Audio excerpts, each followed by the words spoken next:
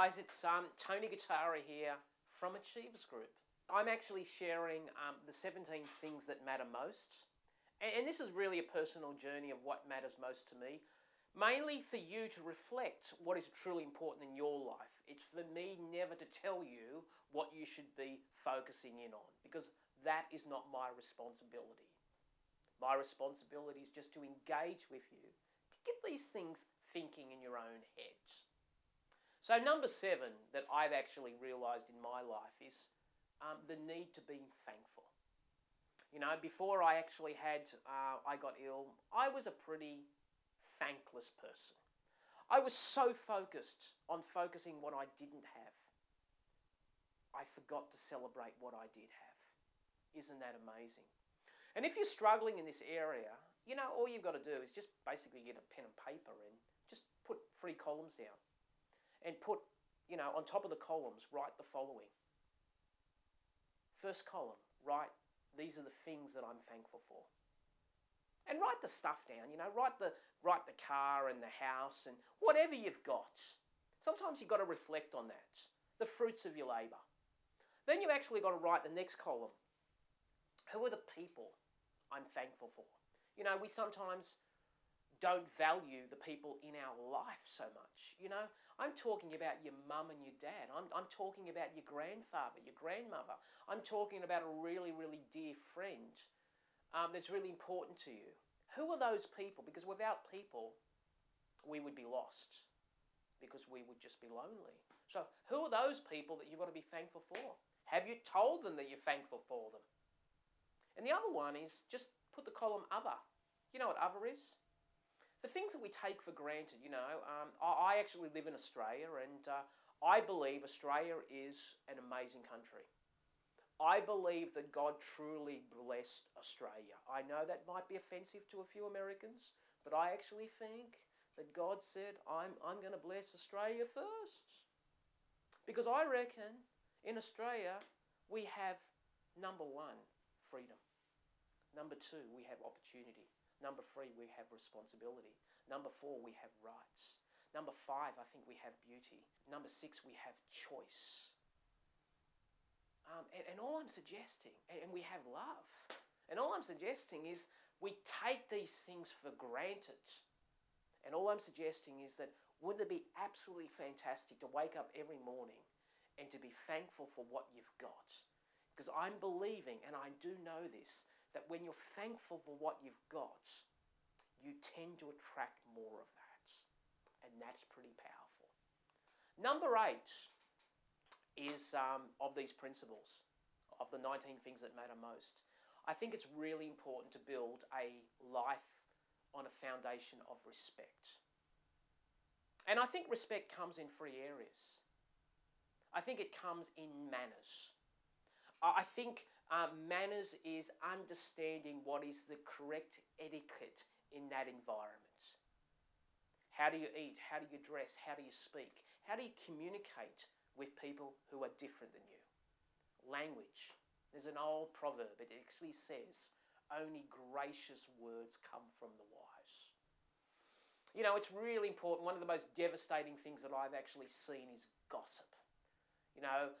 You know, little foxes spoil the feeding. Gossip is a terrible, terrible disease. And one of the best ways to overcome gossip is check yourself. Just imagine if that person was actually in the room when you were talking about them. Would you still say that? If the answer is no, don't say it. Only gracious words come from the wise. And the other area, and this was a real struggle for me, is accepting people's differences. You know, I was a bit of a snob. You know, I used to actually say to people that I only like you because you're like me. And this is quite extraordinary, and I got really challenged over this because my wife is a pastor. And when she actually became a pastor, the first church that she worked out of was a multicultural church in Silverwater. And this was like the United Nations of churches. There was probably, 40 different nationalities. And really what I had to come to grips with is I was put in an environment supporting my wife where I would not normally be in that environment. And what I had to come to grips with is that accepting people are different than me. And many of the people that you have in business will have a different value system. So if people have different value systems, their behavior is different. Don't judge their behavior. Understand their value systems.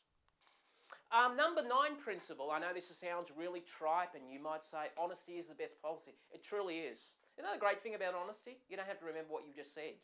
Isn't that sensational? But even in sales, and I'm in sales, one of my amazing strategies is to tell the truth. One of the most amazing strategies of building trust with any prospect is to actually do something they don't expect. Not always to say yes. Sometimes to say no, we can't do it, it won't do that. Because that draws them. They look at you and say, wow, you are so brutally honest. And I think it's an amazing philosophy to have into life. Number 10, I think kind words cost little but accomplish much. I can't tell you how the souls and the spirits of people are uplifted when you talk good things about them. When you believe in people. You know, because you probably know that if you have a look at my history, I did work for a billionaire. I worked for one of the most successful retailers in Australia called Gerry Harvey. And I worked directly for Gerry Harvey. And when I was with Gerry, the most amazing thing about Gerry is that he put more trust in me, he believed more in me than I believed about myself. And the most amazing thing was that I rose to the expectations of what he felt and said about me. And that was extraordinary. And I've seen the power of this. So all I'm asking you in his own mind life, encourage and inspire people to be the best that they can be. Because there's always 2 ways to build the tallest building, isn't there? You can actually destroy everyone else's building, or you can actually raise others up. And all I'm saying is just raise people up. Number 11, real motivation comes from within. This is my insight. You know, a lot of people say, you're a motivator. I'm not a motivator. I couldn't motivate a fly. Because I actually realise that motivation is like a sugar fix. Once you have the sugar, what happens after that? You come off flat. If you want sustained, lasting, real motivation, understand motivation means motive. Motive is from within. Number 12, goals are dreams with timelines. I realise that I can help you to make lots of more money. I really can. Probably help you to actually improve your sales and marketing. But one thing I can't do is that I can't give you any more time. Time is your most valuable asset. And truly, and what I've learned is to understand and leverage time. What I've learned is to staff my weaknesses and focus on my strengths. What I've learned to do is to outsource as much as possible to others. Because I'm looking at myself and saying, how much am I worth? And am I doing that hourly rate at the moment? And if the answer is not, please consider outsourcing, because outsourcing is an amazing tool in the modern day economy. Number 13, look, this is a really important one. May not be very popular. There's no substitute for hard work.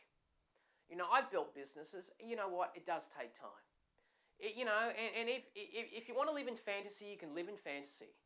But if you're going to start a business, if you're going to start an enterprise, you're going to have to put your heart and soul into it, especially in the initial years. That doesn't mean working 20 hours a week. It actually means working 60 to 70 hours a week. But this is the key, guys. If you're doing something you like, and if you are passionate about it, which I am about what I do, you don't see it as work. It's insane. You actually see it as a joy. So instead of compartmentalizing our life, why don't we blend it? Why don't we have the blended approach that your profession is an extension of your life and it's blended? Number 14, I think is really, really important, is you can't have it all. You know, I used to want everything. I used to want the perfect marriage, the perfect corporate career, the perfect life. And I came to this amazing conclusion that when I left Harvey Norman because in many ways my marriage was in disarray. I'm still happily married. Well, it has its moments. I wouldn't say it's always happy, but I'm still married to Ingrid for 20 years. It's getting better. But what I realised is that I was at a point in my life where I had to make a choice. And you know what the choice was? It was called sacrifice. And sacrifice is not a dirty word. You know what sacrifice actually means? It means letting go of something in order to go to the next level.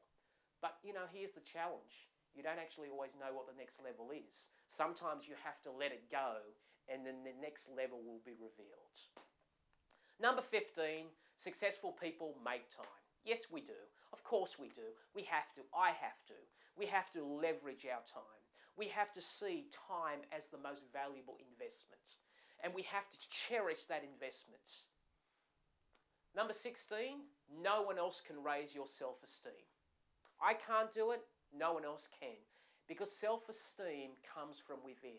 It is based on your self-image. And I really have a very simple philosophy on this. It's pretty weird because I've said to you before, I'm a Christian.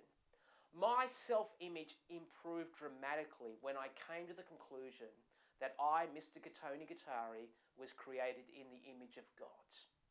And once I understood that about myself, my image was actually improved dramatically because I actually said, I am created in the image of God, and God does not create junk. Number 17, I think it's really important, what I've learned is to have 3 important dimensions, and please feed all of these 3 important dimensions. I think you've got to feed your body. I think you've got to look after your body. Your body's got to be a temple. I think you've got to exercise regularly because we do wear out. I think you've got to eat the right foods. And I think that's really, really important. And a lot of people get that stuff well because our society is really much into how do you look. The prettiness society. But I think the other component is that I think you've actually got to sort of have the balance of the mind. Like, what are you investing in your mind? There's an old principle that says garbage in, garbage out. And I know that we have a lot of garbage in our life. Just imagine you turned on the news. Just imagine all that you ever saw was global financial crisis, wars, diseases, floods. And just imagine you're a bit of a news junkie because you had cable. And just imagine you stopped watching one news when that finished and went to the other one, and then you went to the other one and went to the other one. Just imagine 6 hours of pure depression. Imagine what that's going to do to your mind. So all I'm suggesting is what I've learned is that you've got to put good stuff in to get good stuff out. And the last one, and I think this is really important, is we all have a spiritual dimension. And it's really important, whatever you do, to understand and unleash the power of the Spirit in your life. And some of you will do that through meditation. Some of you will do it through prayer. But don't neglect the principle of all these 3 things work together in equilibrium and they balance each other.